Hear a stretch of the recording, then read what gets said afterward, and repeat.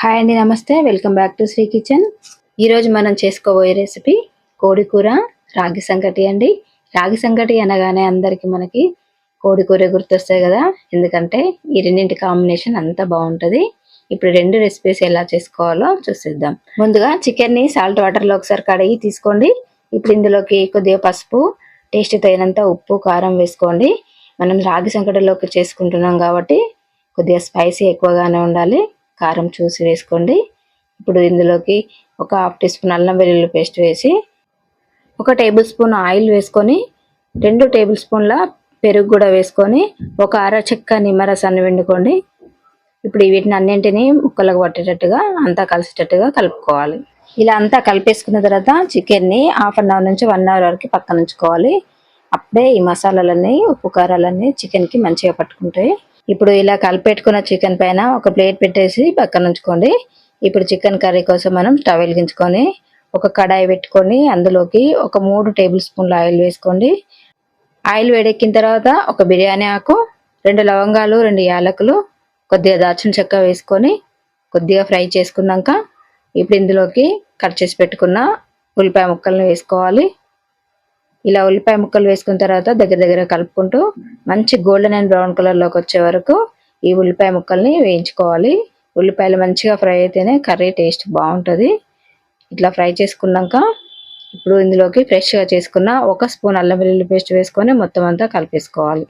అల్లం వెల్లుల్లి పేస్ట్ పచ్చివాసన పోయే వరకు ఫ్రై చేసుకున్న తర్వాత ఇప్పుడు ఇందులోకి 4 పచ్చిమిరపకాయ ముక్కల్ని, ఇప్పుడు కొద్దిగా సన్నగా కట్ చేసుకున్న కొత్తిమీర, పుదీనా కూడా వేసుకొని అంతా కలిపేసుకోవాలి. ఇవి కొద్దిగా ఫ్రై అయిన తర్వాత ఇప్పుడు ఇందులోకి 1 స్పూన్ పసుపు వేసుకొని ఇప్పుడు మనం మ్యాగ్నేట్ చేసుకున్న చికెన్ని మొత్తం వేసేసుకోవాలి. ఇప్పుడు చికెన్ వేసుకున్న తర్వాత మొత్తం అంతా కలిసేటట్టుగా కలుపుకోవాలి. ఇప్పుడు దీనిపైన ఒక మూత పెట్టేసుకొని చికెన్ని ఉడికించుకోవాలి. మీడియం టు లో ఫ్లేమ్లో పెట్టుకొని ఉడికించుకోవాలి, అడుగు పట్టకుండా ఉంటుంది. ఇప్పుడు ఇలా మూత తీసేసుకుంటూ మధ్యలో కలుపుతూ ఫ్రై చేసుకోవాలి. ఈ చికెన్ అనేది ఆయిల్లోనే 50% వరకు కుక్ అవ్వాలి, అప్పుడే నీచు వాసన రాకుండా ఉంటుంది. ఇప్పుడు ఇందులోకి గ్రేవీ కోసం ఒక మిక్సీ జార్ తీసుకొని అందులోకి ఒక 10 జీడిపప్పుల్ని, కొద్దిగా ఎండు కొబ్బరిని, 1 స్పూను గసగసాలు, 1 యాలక్కాయని, 2 లవంగాలని, కొద్దిగా దాల్చిన చెక్క తీసుకొని వీటన్నింటినీ మెత్తని పౌడర్ లాగా చేసుకోవాలి. ఇప్పుడు ఈ పౌడర్లోకి ఒక ఆనియన్ కట్ చేసి వేసుకోవాలి. అట్లానే ఒక టమాటాను కూడా కట్ చేసి వేసుకోండి. ఇప్పుడు కొద్దిగా వాటర్ పోసి మెత్తని పేస్ట్లా వీలైనంత మెత్తగా పేస్ట్ చేసి పెట్టుకోండి. ఇప్పుడు చికెన్లోకి దీన్ని వేసుకోవాలి. వేసుకునేటప్పుడు చికెన్ అంతా పక్కకు అనుకోండి. ఇట్లా అంచులంబటి చికెన్ అంతా అనుకుంటే మధ్యలోకి మనకి ఆయిల్ వస్తుంది కదా, ఈ ఆయిల్లో ఈ పేస్ట్ వేసి అట్లానే మూత పెట్టేసుకోవాలి. ఇప్పుడు ఒక 5 మినిట్స్ తర్వాత తీసి అంతా కలిసేటట్టుగా కలుపుకోవాలి. ఇట్లా వేయడం వల్ల ఆయిల్లో మంచిగా ఫ్రై అయిపోతుంది, గ్రేవీ మంచిగా అవుతుంది. ఇప్పుడు అంతా కలిపేసుకొని కొద్దిగా వాటర్ యాడ్ చేసుకోవాలి. ఒక గ్లాస్ నుంచి గ్లాసున్నర వరకు వాటర్ పోసుకోండి.